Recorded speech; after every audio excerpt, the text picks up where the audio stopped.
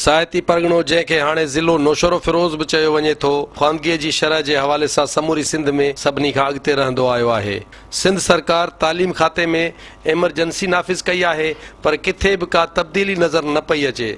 अहिड़ी हालत तालके मोरो जे ॻोठ जान मोहम्मद ढिल्लो जे गर्ल्स प्राइमरी स्कूल जी बि आहे, जिते गुज़िरियल केतिरनि ई महीननि खां स्कूल बिना मास्तरियाणीअ जे हली रहियो आहे। असांखे पंहिंजी मिस जो ऐं असांखे उहा जेका पढ़ाए असांखे सुठो पढ़ाए। जेका मास्तरियाणी गुज़िरियल 10 सालनि खां हिन स्कूल में पढ़ाए रही हुई, उहा कुझु महीना अॻु उमिरि जे इरादे सां मोकल वठी वई ऐं वापसि कोन आई आहे। जंहिंजी ख़बर पई आहे त उहा शहीद बेनज़ीराबाद बदिली कराए वई आहे। उमिरि ते वई 2 महीना 3 थी विया कोन आई आहे। जॾहिं स्कूल में ईंदा बसि वांदा ई वेठा आहियूं ऐं पढ़ी पंहिंजो लेसन यादि करे असां हलिया था वञूं।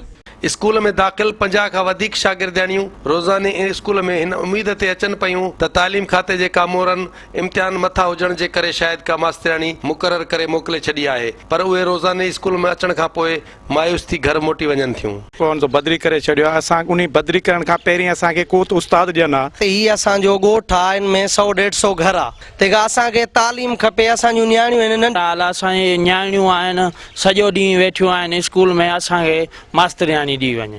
इन करे नंढी छोकिरियुनि जी तालीम सफ़ा बर्बाद थी रही आहे।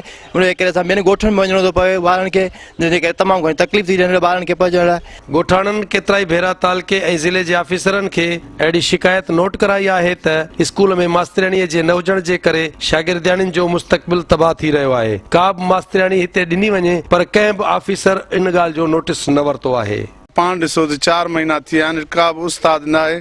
अॻु में उस्ताद जेका हुई उहा ईंदी हुई। ज़रूरत इन ॻाल्हि जी आहे त ॻोठ जान मोहम्मद ढिल्लो जे गर्ल्स प्राइमरी स्कूल में लेडी टीचर मुक़ररु करे ॾिनी वञे, त जीअं हितां जूं ॿारड़ियूं जेके आहिनि सही तरीक़े सां पंहिंजी तालीम हासिलु करे सघनि ऐं ॻोठाणनि मां बेचैनी ख़तमु थी सघे।